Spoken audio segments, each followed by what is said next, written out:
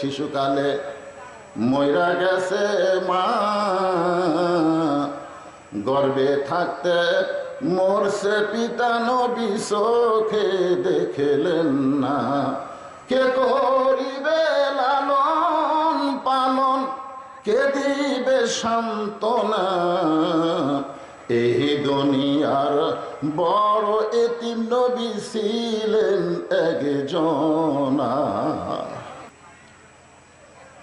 আল্লাহ রাসূল বলেন, মৃত্যু তোমাদের কত নিকটে এটা আমি বুঝেছি।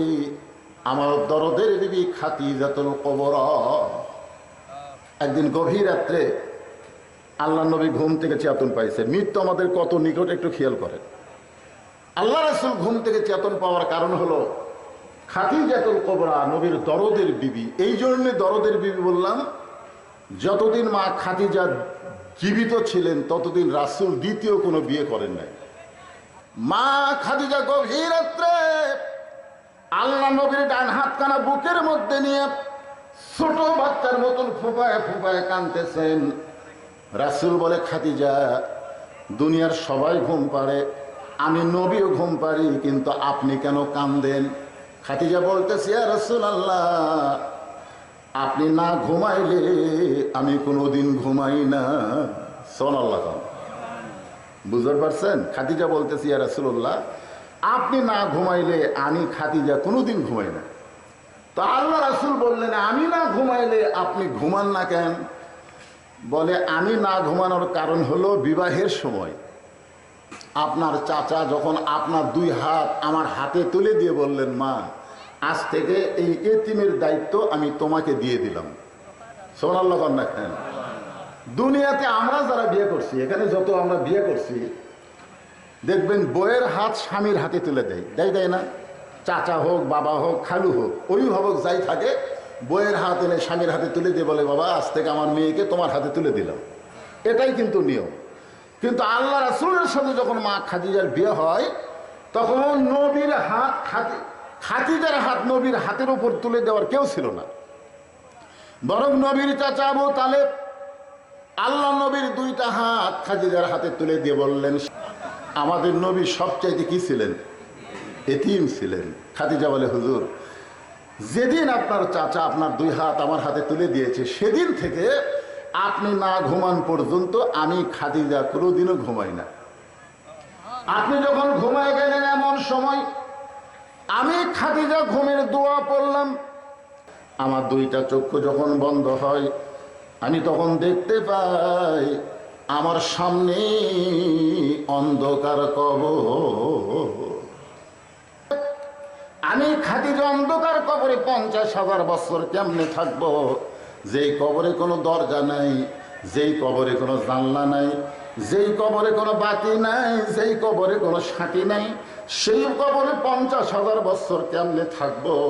ওই কবরের চিন্তায় আমার চোখে ঘুম নাই, চোখ দিয়ে দর দর করে পানি পড়তেছে। সঙ্গে সঙ্গে আল্লাহ নবী খাদিজাকে বুকের মধ্যে নিয়ে কপালে একটা চুমু দিয়ে বললেন, খাদিজা, ওই আল্লাহর শপথ করে বলতেছি, ঈমান গ্রহণ করার পরে আপনি আল্লাহর সঙ্গে যে সম্পর্ক গড়ে তুলেছেন, আল্লাহ আপনার অন্ধকার কবরকে জান্নাত বানায়া দিবে। সুবহানাল্লাহ, ধরে খান। আর কোনো টেনশন আছে? এ কথা শোনার পরে খাদিজা আরো জোরে জোরে কান্দে। এইটা শোনার পরে খাদিজা যখন কাঁদতেছে, রাসূল বলে, খাদিজা, আমার কথা কি আপনার বিশ্বাস হয় নাই? আল্লাহ আপনার কবরকে জান্নাত বানায় দিবে, এইটা শোনার পরেও আপনি কাঁদতেছেন, আমার কথা কি আপনার বিশ্বাস হয় নাই? খাদিজা বলে, হুজুর, আপনার কথা আমার বিশ্বাস হয়। রাসূল বলে, তাহলে কান্দার কারণ কি? খাদিজা বলে, হুজুর, আপনার কাছে যদি আমি কিছু চাই, আপনি কি আমার দিবেন না? আল্লাহ নবী বললেন, নাউজুবিল্লাহ, নাউজুবিল্লাহ, নাউজুবিল্লাহ। নবী 3 বার বললেন, নাউজুবিল্লাহ, নাউজুবিল্লাহ, নাউজুবিল্লাহ। খাদিজা বলে, ইয়া রাসূলুল্লাহ, আপনার কাছে কিছু চাইলাম আর আপনি নাউজুবিল্লাহ বলার কারণ? নবী বলতেছেন, খাদিজা ঈমান গ্রহণ করার পরে আল্লাহ ছাড়া নবীর কাছেও চাওয়া যাবে না। ঈমান গ্রহণ করার পরে আল্লাহ ছাড়া নবীর কাছেও চাওয়া কথা। খাদিজা বলতেছে ইয়া রাসূলুল্লাহ, আমি আপনার কাছে যা চাবো তা যদি আল্লাহ দিবার না পারে তাহলে আল্লাহর কাছে চাইয়া লাভ কি? নবী শুন করছে। খাদিজা বলতেছে আমি আপনার কাছে যা চাবো তা যদি আল্লাহ দিবার না পারে তাহলে চাইয়া লাভ কি? তাহলে আল্লাহ কেমনে দিবে? আল্লাহ রাসূল বলে খাদিজা আল্লাহর নাই এই কথা বলাও যাবে না। খাদিজা বলতে যে হুজুর, কোরআনে একটা সূরা আছে, একবার পড়লে 10 পারা কোরআন পড়ার সওয়াব পাওয়া যায়। আপনারা বলেন তো সূরাটার নাম কি? ইয়াসিন, ইখলাস। একবার পড়লে কয় পারা? 3 বার পড়লে 1 খতম।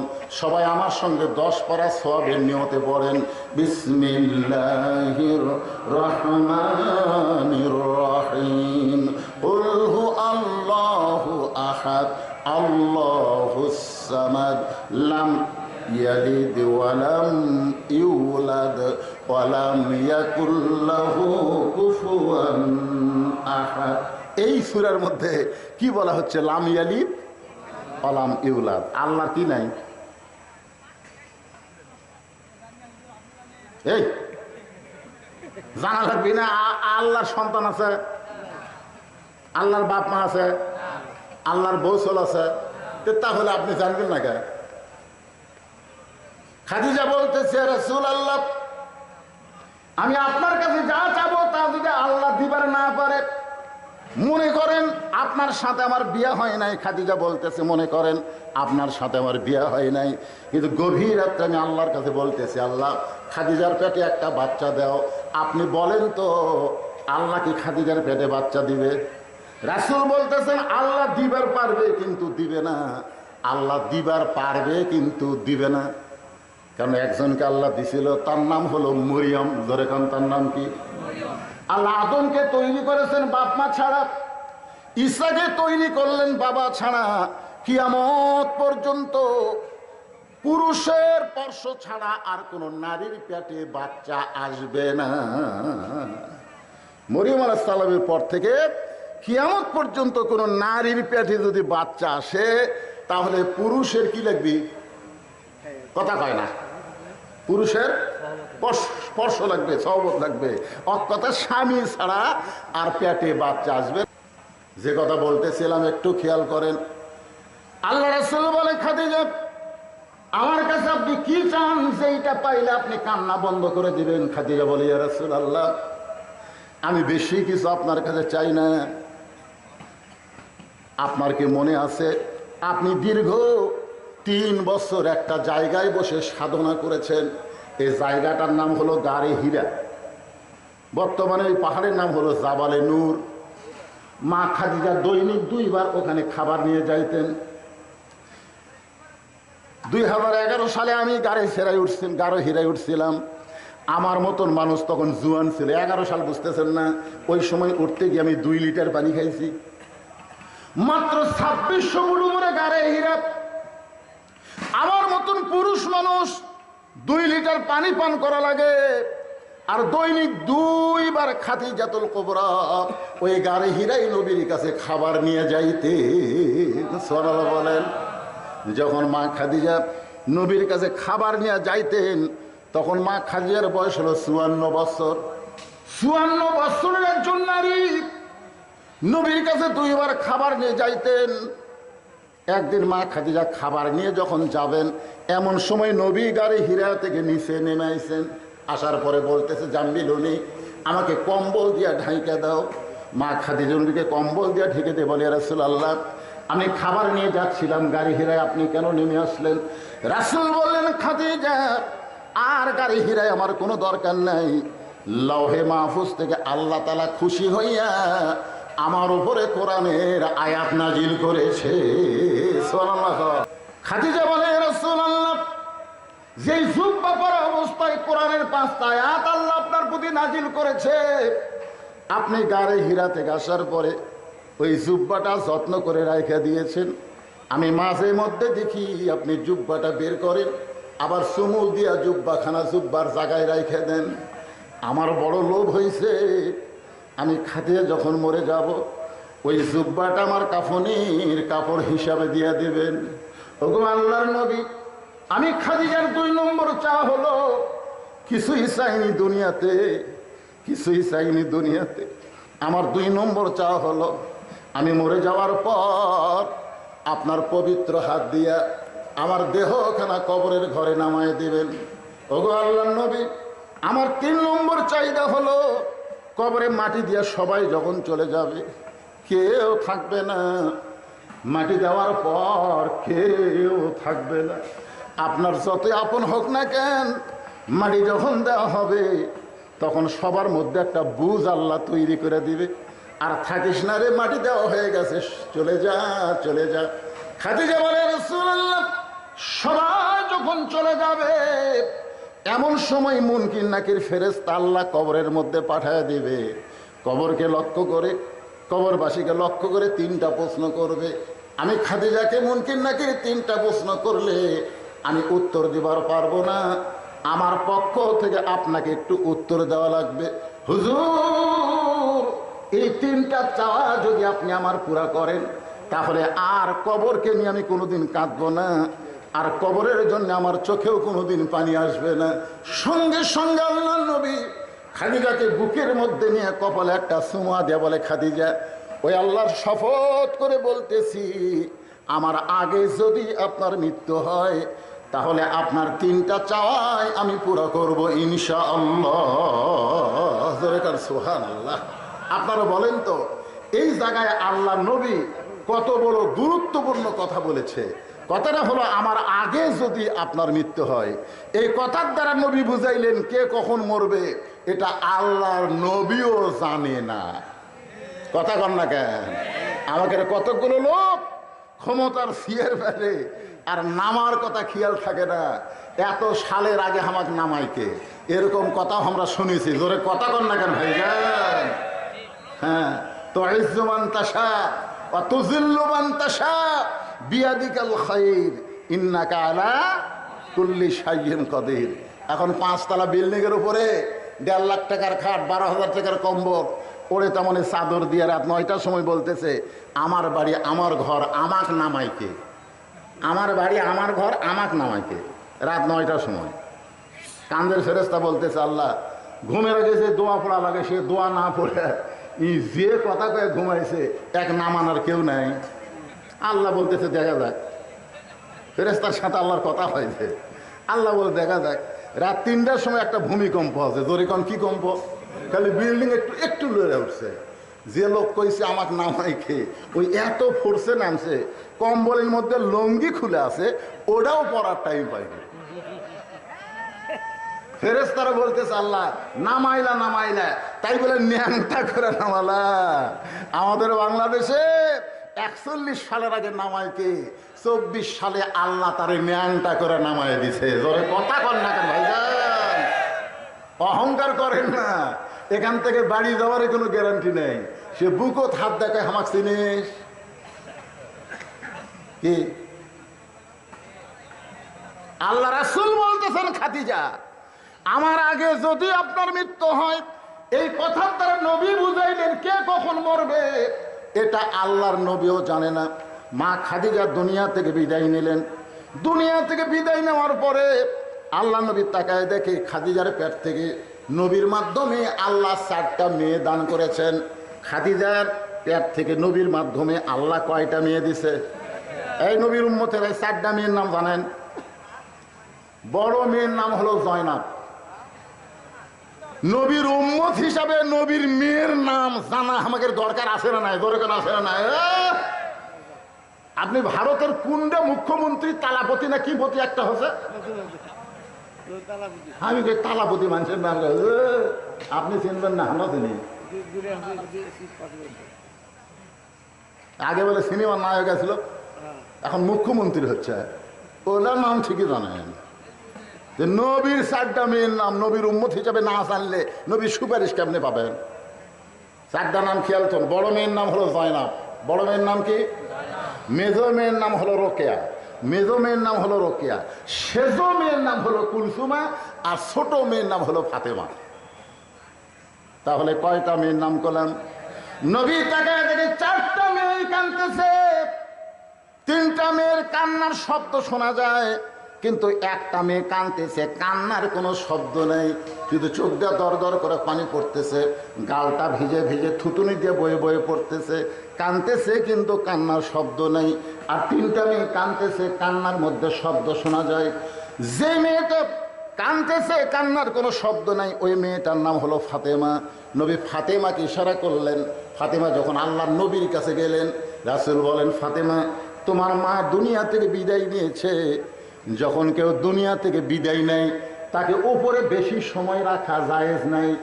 আল্লাহ রাসূল বলেছেন, 3টা কাজ তোমরা দেরি করো না।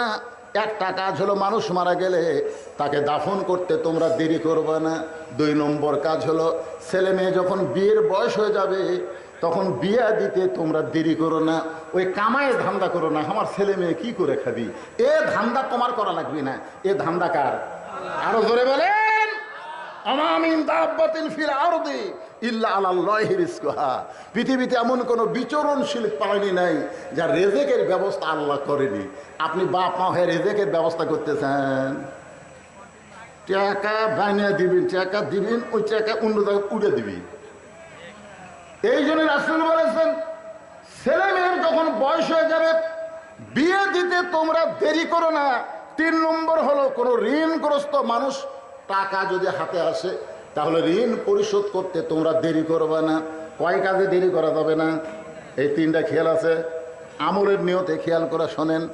আল্লাহ রাসূল বলে, ফাতেমা রে, তোমার মা দুনিয়া থেকে বিদায় নেওয়ার আগে আমাকে 2টা ওসিয়ত করেছে। ও ফাতেমা, 1 নম্বর ওসিয়ত হলো, তোমার মাকে তুমি গোসল করাতে হবে, তোমার মাকে তুমি গোসল করাতে হবে। 2 নম্বর ওসিয়ত হলো, তোমার মাকে তুমি কাফনের কাপড় পরাতে হবে। ফাতেমা বলতেছে, বাবা, আমার আরো 3টা বোন আছে, ওই 3টা বোনকে নিয়ে আমি মাকে গোসল করাতে পারবো না, ওই 3টা বোনকে নিয়ে কি আমি মাকে কাফনের কাপড় পরাতে পারবো না। আল্লাহ রাসূল বলে, ফাতেমা, তোমার মা আমাকে ওসিয়ত করেছে, তুমি একা একাই তোমার মাকে গোসল করানো লাগবে, তুমি একা একাই তোমার মাকে কাফনের কাপড় পরাতে হবে। ফাতেমা বলতেছে, বাবা, আমি একা একা যদি আমার মাকে গোসল করাই, আমি একা একা যদি আমার মাকে কাফনের কাপড় পরাই, তাহলে আমার আরো 3টা বোন হয়তো মনে কষ্ট পাবে।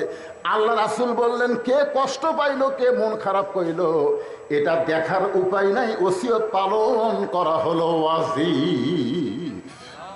ওসিয়ত পালন করা কি? তাহলে মরার আগে ওসিয়ত করা দরকার আছে না নাই? কথা কয় না রে, আমরা মরবো না, সবাই মরবো না, তাহলে মরার আগে ওসিয়ত করার দরকার আছে না নাই? 1 নম্বর ওসিয়ত হলো, আপনারা মরার আগে ওসিয়ত করবেন, আমি মরে গেলে কোনো বেনামাজি যেন আমার কবর না করে। দেখছেন দেখছেন, আর কথা কয় না। একেবারে এই কথাটা কি খুবই খারাপ কথা। হোহা কর না কেন, হোহা কর না কেন? মরা লাগবি না। আল্লাযী খলাকাল মাউতা ওয়াল হায়াতা লিয়াবলুয়াকুম আইয়ুকুম আহসানু আমালা। আজকের ওয়াজি হচ্ছে সুন্দর আমল, সুন্দর আমলের পরীক্ষা হবে। তো মরার পরে সুন্দর আমল কি? বিড়ি খেয়ে কবর খোঁড়া? আপনারা হয়তো বলবেন, হুজুর, আমাকে কবর খোঁড়ার লোক করা ছাড়া নাই। এটা ভুল কথা। দুনিয়ার বাড়ি করতে গিয়ে দুনিয়ার একটা বাড়ি থাকা যাবে না। সেই 3 তলা বাড়ি করতে গিয়ে যদি আপনি ভালো মিস্ত্রি খোঁজেন, কেরে বাড়ি ঘর করতে, ভালো বাড়ি করতে গিয়ে 3 তলা 4 তলার ভিত দিয়ে বিল্ডিং বানাবো, ভালো মিস্ত্রি কুটি আছে রে? তখন কয়, ভালো মিস্ত্রি তো একজন কাছে মুসলিম আছে রে, মুসলিম রে, ধাওয়াপাড়ার মুসলিম রে। কে তোমার উলটের লোক ধাওয়াপাড়া চালিয়ে গে উলট নেয়? দুনিয়ার বাড়ি বানাতে ধাওয়াপাড়ার মুসলিম লাগে। আর যেই কবরে 50,000 বছর থাকবেন, সেই কবরের ঘর বানাতে কি ভালো ভালো মিস্ত্রির দরকার নাই? কথা কোন দরকার আছে না নাই? মানেন বা না মানেন, শোনেন, তারপরে যাই খুঁড়ি খুঁড়ুক, পুকুর খুঁড়ুক না কবর খুঁড়ুক, যা করে খুঁড়ুক, এরা তার কবর খুঁড়তেছে না। ইমাম গাজ্জালি বলেছেন, কোন ব্যক্তি 40টা কবর খুঁড়লে সে আল্লাহর ওলি হয়ে যাবে। 40 কবর খুঁড়তে খুঁড়তেই ওর মৃত্যুর কথা এত বেশি মনে হবে, ওই লোক দ্বারা আর কোনো খারাপ কাজ হবে না, আল্লাহর ওলি হবে। এখন 40 কে ওরা 4000 কবর খুঁড়ে সীমার হচ্ছে, সীমা। কবর দেখলে আমার কিছুই মনে হয় না হুজুর, ওর কবর দেখলে কিছুই মনে হয় না, সীমার হয়ে গেছে। ওসিয়ত করবেন, আপনি মসজিদের মুয়াজ্জিনকে বলবেন, মুয়াজ্জিন সাহেব আমি মারা গেলে আপনি আমাকে গোসল করাই দিবেন, বিনিময়ে আপনি 10,000 টাকা হাদিয়া নেন।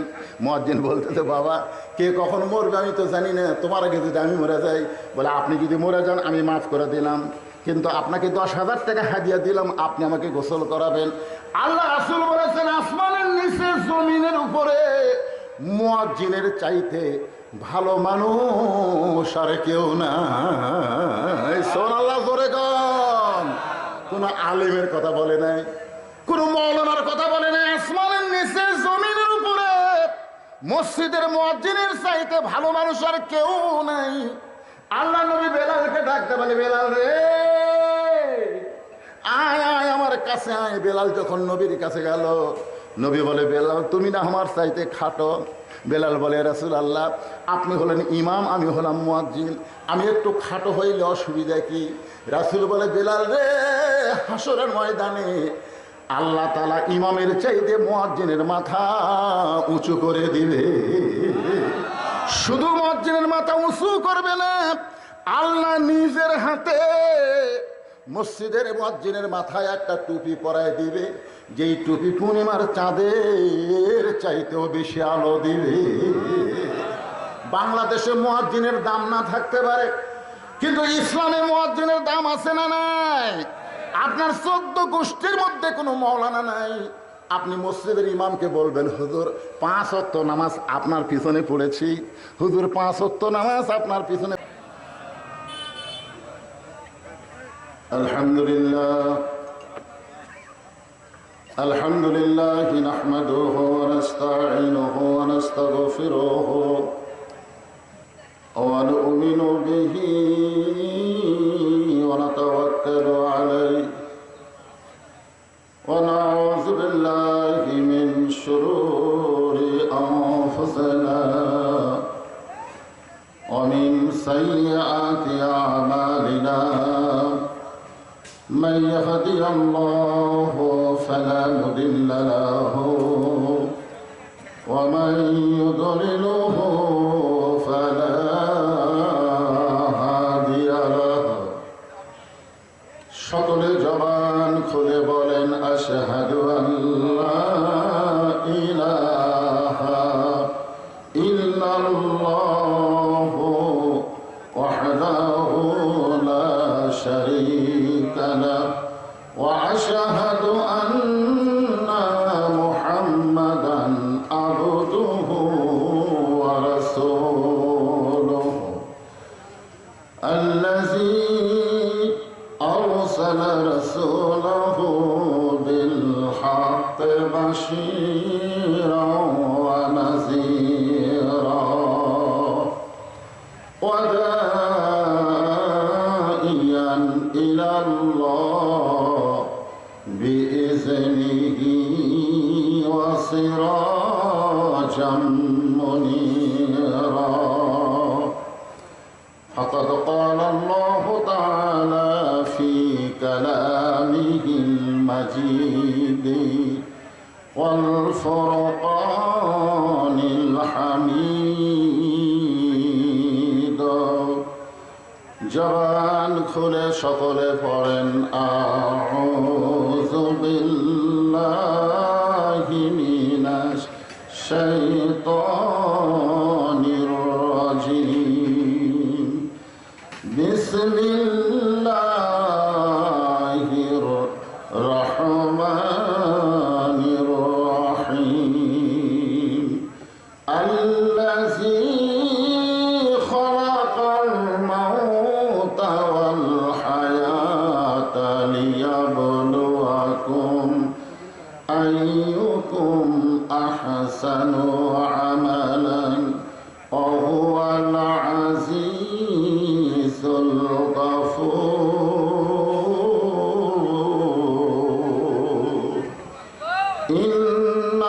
ইন্নাল্লাহা ওয়া মালাইকাতাহু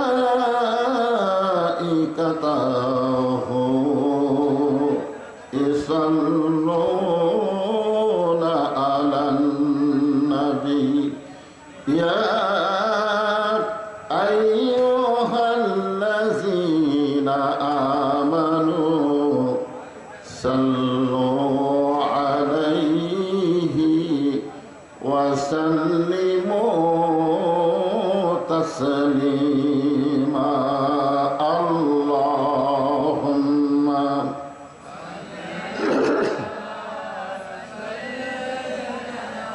মাওলানা মুহাম্মদ ওয়া আলা আলি সাইয়্যিদিনা শফিআনা উহুদের ময়দানে রাসূল ভেঙেছ দান তথা ফিরে কেছ এ জমিনে ইসলাম। উহুদের ময়দানে রাসূল ভেঙেছ দান তথা ফিরে কেছ এ জমিনে ইসলাম। ভুলে গেছি মোরা সে রাসূলের বিধান, ভুলে গেছি মোরা আল্লাহরই কোরআন। নামেতে শুধুই মুসলমান। সাল্লাল্লাহু আলা মুহাম্মদ সাল্লাল্লাহু আলাইহি ওয়াসাল্লাম। সাল্লাল্লাহু আলা মুহাম্মদ সাল্লাল্লাহু মশরিকে হুব্বে মুহাম্মদ। সকলে বলি সাল্লাল্লাহু আলাইহি ওয়াসাল্লাম। मतलाए दीवानी माँ मतलाए खुर्शीद शिकास सीनाए सुजानी माँ बलगल उला बिकमालिही कशाफत दुजा बिजमालिही हसनत जमीअ खिसालिही सल्लु अलैहि व आलिहि अल्लाहुम्मा आमीन। জান্নাতের বাগান থেকে জান্নাতি মানুষদেরকে নিয়ে গভীর রাতে আমি গুনাহগার তোমার রহমতের দরজায় দোখানা হাত তুলেছি আল্লাহ। হাসরের ময়দানে জাব্বার আর কাহার নামে রূপ নিয়া তুমি যখন বিচার শুরু করবে, তোমার সামনে দাঁড়ায়া সমস্ত নবীরা নাফসি নাফসি বলে কাঁদতে থাকবে। এমন কঠিন অবস্থা হাসরে হবে, সেদিন সমস্ত নবী তার উম্মতকে ভুলে যাবে, শুধু বলবে আল্লাহ আমার কি হবে, আমার কি হবে। একমাত্র দরদি নবী শাফাতের কান্ডারি ইয়া রব্বি হাবলি উম্মতি বলে সেজদায় পড়ে যাবে। সেই কঠিন মুসিবতের সময় আজকের এই মাহফিলকে ওসিলা করে আমাদের সবাইকে রাসূলের উম্মতের কাতারে আল্লাহ কবুল করে নিও। সুবহান রাব্বিকা রাব্বিল ইজ্জাতি আম্মা ইয়াসিফুন ওয়া সালামুন আলাল মুরসালিন ওয়ালহামদুলিল্লাহি রাব্বিল আলামিন। লা ইলাহা ইল্লাল্লাহ। যাদের সামনে ফাঁকা আছে একটু জমে আসেন, একটু জমে আসেন। খালি মাহফিল না, খাওয়া দাওয়া আছে, ঠিক না? এই জন্য খাওয়া দাওয়ার পার্টি ওরা পরে আসবে, পরে বসবে। কি কন?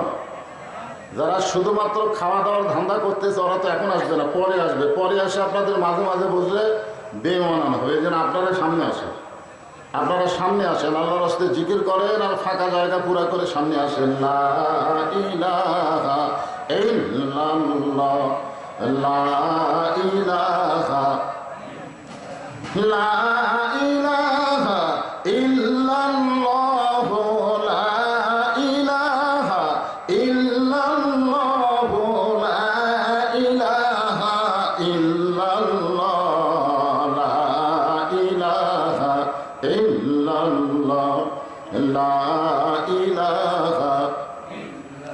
চাঁদ সূর্য যার গ্রহ তারা, আল্লাহ নামের পাগল পারা। চাঁদ সূর্য যার গ্রহ তারা, আল্লাহ নামের পাগল পারা। আমার আল্লাহ নামের এতই দয়া,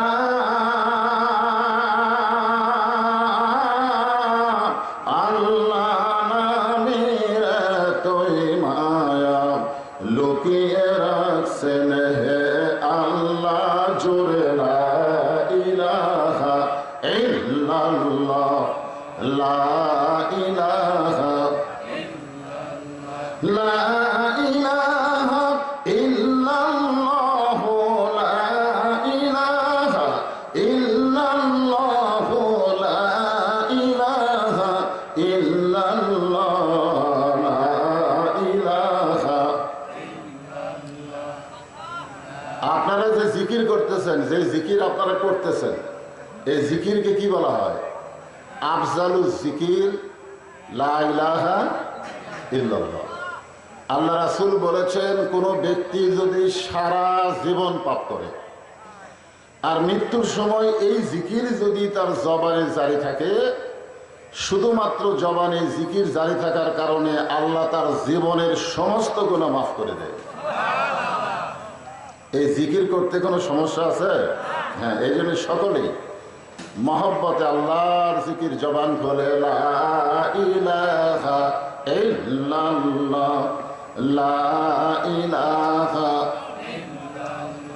যার দিলে আছে আমার আল্লাহর ভয়, যার মনে আছে আল্লাহর ভয়, আল্লাহ আল্লাহ সব সময়। আহার নিদের ভালো লাগে না এই দুনিয়া, ভালো লাগে না, ভালো লাগে শুধু আল্লাহ। লা ইলাহা ইল্লাল্লাহ, লা ইলাহা, লা ইলাহা ইল্লাল্লাহ, মুহাম্মাদুর রাসূলুল্লাহ। রাসূলের মহব্বতে সবাই সংক্ষিপ্ত দরুদ শরীফ পড়ছি সাল্লাল্লাহু আলাইহি ওয়াসাল্লাম। আপনি দরুদ পড়লেন মাহফিলে, কাহালুর মাজারের মাহফিলে, আর আপনার দরুদগুলো একদল ফেরেশতা পৌঁছায় দিল রাসূলের রওজা মোবারকে। সবার মন চায় মদিনায় যেতে, মন চায় না? কি কন, চায় কি চায় না? কিন্তু সবার ভাগ্যে হয়তো হয় না। কিন্তু আপনি যখনই দরুদ শরীফ পড়বেন নবীর মহব্বতে, একদল ফেরেশতার কাজই হলো আপনার দরুদ শেষ হওয়ার সাথে সাথে এই দরুদগুলো নবীর রওজা মোবারকে মদিনায় পৌঁছায় দেয়। দরুদ শরীফ এটা হলো মহব্বত, এটা ইবাদত না, এটা হলো মহব্বত। আর যে জিকির করলেন এই জিকিরটা হলো ইবাদত। ইবাদত শুধুমাত্র আল্লাহ ছাড়া অন্য কারোর জন্য করা যাবে না। ইবাদতের একমাত্র মালিককে আল্লাহ। এই জন্য আল্লাহ বলেছেন, ফাদখুলি ফি ইবাদি ওয়াদখুলি জান্নাতি। কেউ যদি আমার বান্দা হয়ে যায় ইবাদত করে, ও যেন তখনই জান্নাতের মধ্যে প্রবেশ করে। বলেন সুবহানাল্লাহ। মানে ইবাদতের সাথে বান্দার সাথে জান্নাত খুব লাগালাগি। কিন্তু এই দরুদ শরীফ যেটা পড়লেন এটা ইবাদত না, এটা হলো মহব্বত। অনেক ক্ষেত্রে ইবাদতের চাইতে মহব্বতের ওজন বেশি। ওজন, সংখ্যা না, ওজন। যেরকম আল্লাহ রাসূল বলেছেন, আমার সমস্ত উম্মতের ইবাদত যদি এক পাল্লায় দেওয়া হয়, আর আবু বকরের এক রাতের মহব্বত যদি অন্য পাল্লায় দেওয়া হয়, ইবাদতের চাইতে মহব্বতের ওজন বেশি হবে। সুবহানাল্লাহ বললেন না? আপনারা বলেন তো, হযরত আবু বকরের এক রাতের মহব্বত সেটা কি ইবাদত? সেটা কি ইবাদত? উনি কি নামাজ পড়ছেন, জিকির করছেন? না, উনি আল্লাহ রাসূলকে মহব্বত করেছেন। আল্লাহ রাসূল যখন গায়ের সুরের মধ্যে ঘুমাইছিলেন, আবু বকর রাদিয়াল্লাহু উরাতটাকে বালিশ বানিয়ে দিয়েছিলেন। নবী যখন ঘুমের মধ্যে অচেতন, এমন সময় আবু বকর রাদিয়াল্লাহু একটা গর্তের মুখে পা দিয়েছিল। বিষাক্ত সাপ এসে তাকে কয়েকবার সবল মারলো, কিন্তু সে পাও টান দিল না। নবী যে উরাতে ঘুম পাড়তেছে, উরাতটাও নড়ালেন না। এক সময় চোখের পানিতে রাসূল ঘুম থেকে চেতন পায়। জিজ্ঞাসা করে, আবু বকর তুমি কেন কাঁদতেছো? বাড়ির কথা মনে করে কাঁদতেছো? বাচ্চার কথা মনে করে কাঁদতেছো? আবু বকর বলে, রাসূলুল্লাহ, গর্তের মুখে পা দিছি, কি যেন বারবার কামড়ায়। তো পাটা টান দেও না কেন? বলে, আপনার ঘুমের ক্ষতি হবে। আমার জীবনের চাইতে আপনাকে নিয়ে এত মহব্বত বেশি করি যে আপনার ঘুমটা ভেঙে যাক, এটাও আমি পছন্দ করি না। বলেন সুবহানাল্লাহ। আল্লাহ রাসূল বলেন, আবু বকর, এই আমাকে মহব্বত করার কারণে আল্লাহ তোমার উপর এত খুশি হয়েছে যে সমস্ত উম্মতের নেকির পাল্লার চাইতেও তোমার মহব্বতের ওজন বেশি হবে। বলেন সুবহানাল্লাহ। তাহলে দরুদ শরীফ পড়া এটা ইবাদত না, এটা হলো মহব্বত। আপনি দরুদ শরীফ পড়বেন।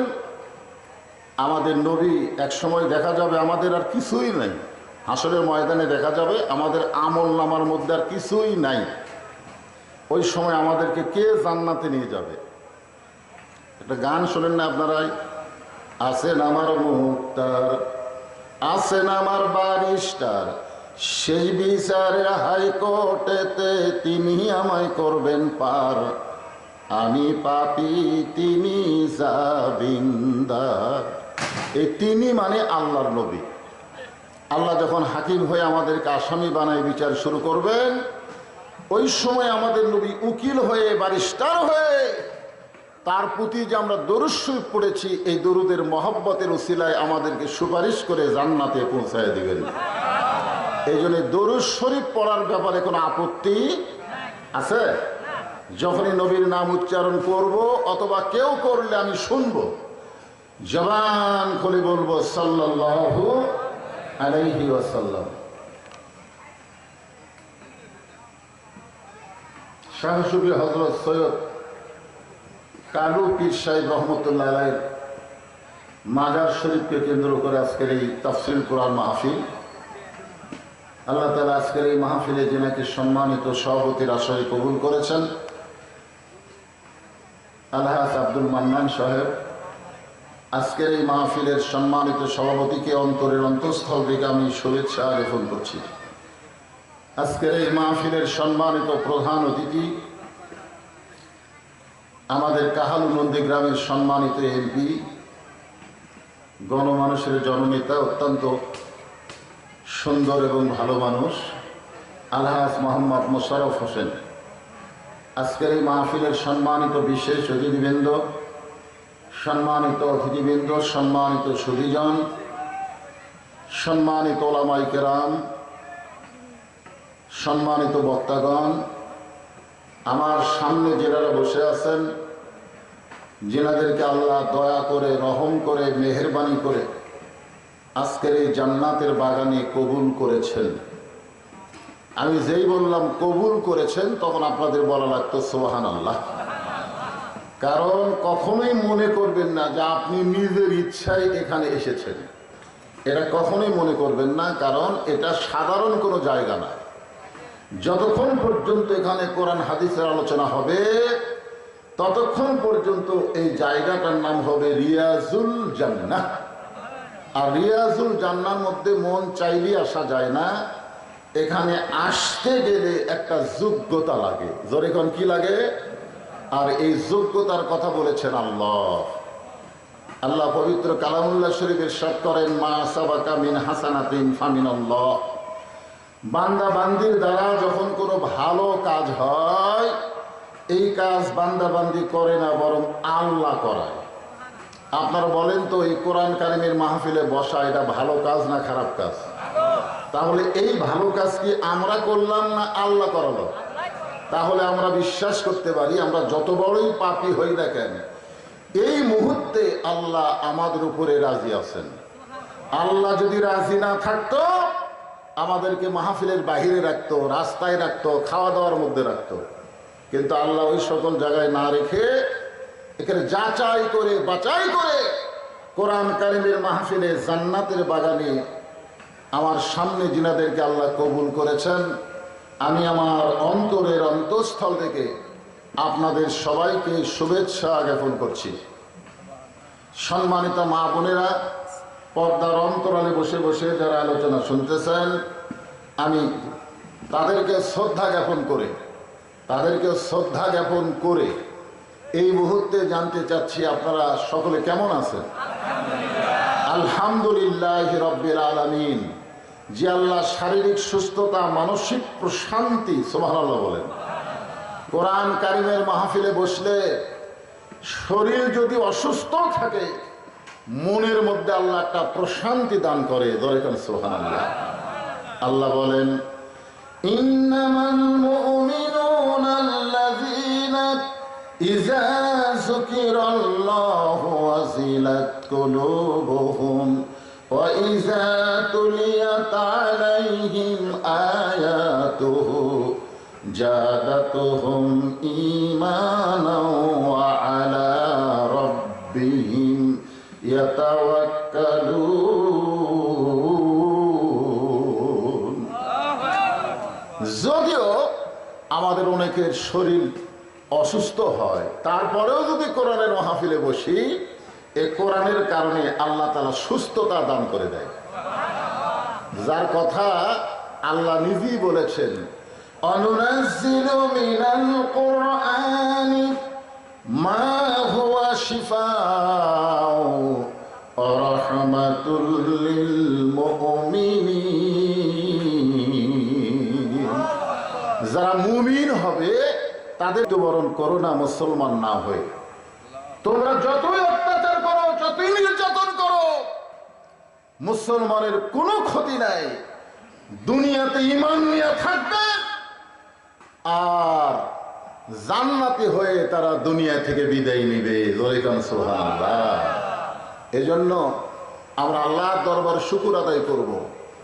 যত নির্যাতনই হোক, যত কষ্টই হোক, আল্লাহ রুহের জগতে আমাদের রুহগুলোকে পছন্দ করে দুনিয়ার জগতে আমাদেরকে মুসলমানের ঘরে কবুল করেছেন। সুবহানাল্লাহ। আল্লাহ যদি আমাদেরকে হিন্দু, বৌদ্ধ, খ্রিস্টানদের ঘরে পাঠায়া দিত, মনে করেন যদি দিত, আমাদের করার কিছু আছিল? কারণ যে যে ধর্মের মধ্যে জন্ম নেয় মনে করে তারটাই আসল। আজকে বিজেপির হিন্দুরা বলতেছে আমরাই আসল। একটাই ধর্ম থাকবে, সনাতন ধর্ম। ভারতে কোনো মুসলমান থাকবে না। কোন ধর্ম আসল, কোনটা ভেজাল, এটা কে জানে? এটা মানুষ জানে না, আল্লাহ জানে। জরেখান কে জানে? তাহলে আল্লাহ যদি এখানে ডাইরেক্ট বলে দেয়, আল্লাহ এই কোরআন শরীফ দিয়ে ডাইরেক্ট বলে দিল, অমাইয়াবতাগি গায়রাল ইসলামি দীনান ফালা ইউকবালা মিনহু। আল্লাহ বলতেছেন, ইসলাম ছাড়া অন্য কোনো ধর্ম কেউ যদি গ্রহণ করো, আল্লাহ বলেছেন কখনোই তা কবুল করা হবে না। ইন্না দীনা ইনদাল্লাহিল ইসলাম। আল্লাহর কাছে একমাত্র মনোনীত ধর্মের নাম কি? কথা বলে। তাহলে আমরা জন্মসূত্রে সেই মুসলমানের ঘরে জন্ম নেওয়াতে আপনারা কি খুশি হচ্ছেন না বেজার হচ্ছেন? কষ্ট হবে। মুসলমানের ঘরে মুসলমান হয়ে যদি আপনি বাঁচতে চান, আপনার কষ্ট হবে। কিন্তু যদি বাতিলের সাথে আপোষ করেন, তাহলে হয়তো দুনিয়াবি কষ্ট কম হবে, কিন্তু মরার সময় বেঈমান হয়ে মরা লাগবে। তা আপনারা কোনটা চাচ্ছেন? বাতিলের সাথে আপোষ করে বেঈমান হয়ে মরবেন, না হকের উপরে কষ্ট করে মুসলমান হয়ে দুনিয়া ছাড়বেন? কোনটা? হ্যাঁ, এই জন্য আল্লাহর দরবারে শুকর গুজার করি, যে আল্লাহ শুধু আমাদের মুসলমানের ঘরে মুসলমান হিসাবে কবুল করে নাই, আল্লাহ আমাদেরকে বিশ্ব নবীর উম্মাত হিসাবে কবুল করেছে। বলেন সুবহানাল্লাহ। শুধু বিশ্ব নবীর উম্মত হিসাবে আল্লাহ কবুল করে নাই, হিদায়াত স্বরূপ আল্লাহ তাআলা আমাদেরকে একটা কিতাব দিয়েছেন, যার মধ্যে কোনো ভেজাল নাই, যার মধ্যে কোনো ধোঁকা নাই, যার মধ্যে কোনো সন্দেহ নেই। সুবহানাল্লাহ। হয় না? এই যে তাফসীরুল কোরআন কি লিখছে, তাফসীরুল কোরআন মাহফিল, এই কোরআনের মধ্যে কোনো সন্দেহ আছে? আপনাকে কি মনে হয় সন্দেহ আছে? এই কোরআনে কোনো ভেজাল আছে? এই কোরআনে কোনো ধোঁকা আছে? সেই কোরআনের সূরা মুলুক থেকে একটা আয়াত আপনাদের সামনে আলোচনা হবে। অত্যন্ত গুরুত্বপূর্ণ কথা, মনোযোগ দিয়ে আপনাদের শুনতে হবে। আল্লাহ বলতেছেন, আল্লাযী খালাকাল মাউতা ওয়াল হায়াতা লিয়াবলুয়াকুম আইয়ুকুম আহসানু আমালা ওয়া হুয়াল আজিজুল গফুর। দেখেন এখানে আল্লাহ কি বলতেছেন, আল্লাযী খালাকাল মাউতা ওয়াল হায়াতা। আগে আল্লাহ মৃত্যুর কথা বললেন, তারপরে জীবনের কথা বললেন। আমাদের হিসাবে আল্লাযী খালাকাল হায়াতা ওয়াল মাউতা, আমাদের হিসাবে এটাই আল্লাহর বলা দরকার ছিল যে আমি জীবন এবং মৃত্যু সৃষ্টি করছি। কিন্তু আল্লাহ তাআলা এইটা না বলে আল্লাহ বলতেছেন আমি মৃত্যু এবং হায়াতকে সৃষ্টি করেছি। আগে আল্লাহ মৃত্যুর কথা বলার কারণ হলো আমাদের সবচাইতে নিকটতম যেই জিনিস তার নাম কি?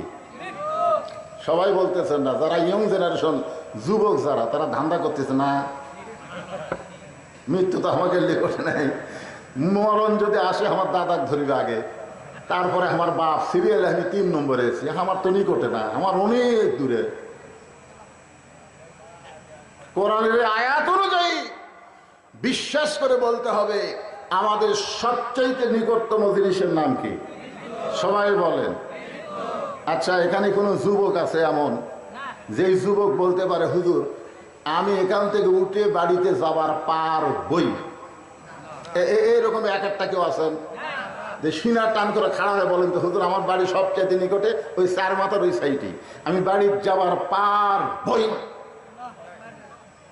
এখান থেকে উঠে বাড়ি যাওয়ার পারবো, এই কথা বলার গ্যারান্টি যদি না দিবার পারি তাহলে এত মশান মারতেছি কেন? হ্যাঁ, কোরআনের মাহফিল বাদ দিয়ে রাস্তা ঘুরতেছি, খাবার দিলে তারপরে যাব, এই মশান মারতেছেন কেন? যে কোনো সময় মৃত্যু হবে। এই জন্য আল্লাহ বললেন মৃত্যু এবং হায়াতকে আমি সৃষ্টি করেছি, তোমাদের সবচাইতে নিকটতম জিনিসের নাম হলো মৃত্যু। এর জন্য আল্লাহর কোরআন শিফা, রোগ মুক্তি এবং রহমত স্বরূপ আল্লাহ নাজিল করেছে। বলেন সুবহানাল্লাহ। সেই কোরআনের মাহফিলে আল্লাহ তাআলা আমাদের কবুল করেছেন। খুশি হয়ে সকলে বলবো রব্বানা লাকাল হামদ হামদান কাসীরান তাইয়িবান মুবারাকান ফীহি। আমরা আল্লাহর প্রশংসা করলাম, কারণ ভাগ্য গুণে আমরা আল্লাহ পাইছি। এটা কিন্তু আমাদের ভাগ্য। দুনিয়াতে বহু মানুষের বসবাস। এই পশ্চিমবঙ্গে বিজেপি জয়লাভ করার পর থেকেই যারা মুসলমান তাদের জন্য একটা কঠিন দুর্দিন চলতেছে। আমরা ফেসবুকের কল্যাণ, ইউটিউবের কল্যাণ দেখতেছি, মসজিদ পুড়ে দিচ্ছে, মুসলমানদেরকে মারতেছে, বাড়িঘর লুট করতেছে। আপনারা বলেন তো এত কষ্টের ভিতরেও মুসলমান কি ওদের সাথে আপোষ করবে? কেন করবে না? কারণ মুসলমান মাত্র বিশ্বাস করে দুনিয়া থাকার জায়গা না। এখানে আমরা এসেছি যাওয়ার জন্যে। জোরে কোন কিসের জন্যে? যাওয়ার জন্যে তো আমরা এসেছি, থাকার জন্যে। দুনিয়া থাকার জায়গা না। আল্লাহ বলেছেন লা তামুতুন্না ইল্লা ওয়া আনতুম মুসলিমুন, তোমরা